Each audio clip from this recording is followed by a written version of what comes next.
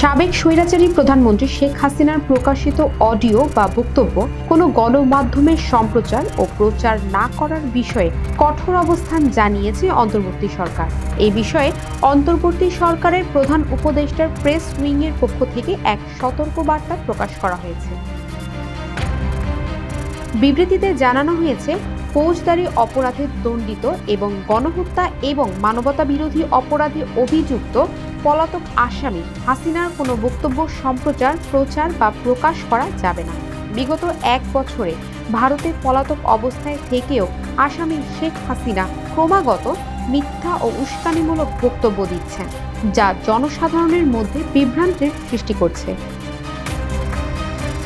এমন পরিস্থিতি রোধে সংশ্লিষ্ট গণমাধ্যমের বিরুদ্ধে তাৎক্ষণিক আইনি ব্যবস্থা নেওয়া হবে বলে প্রেস উইং থেকে পাঠানো বিবৃতিতে বলা হয়। দেশের টেলিভিশন, সংবাদপত্র ও অনলাইন আউটলেটে শেখ হাসিনার অডিও সম্প্রচার বা প্রচার 2009 সালের সন্ত্রাস বিরোধী আইনের গুরুতর লঙ্ঘন।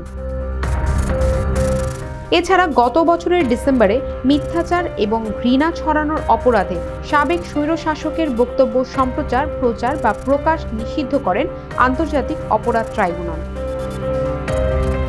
শ্রাবণী সরকার, গ্লোবাল ভয়েস 24।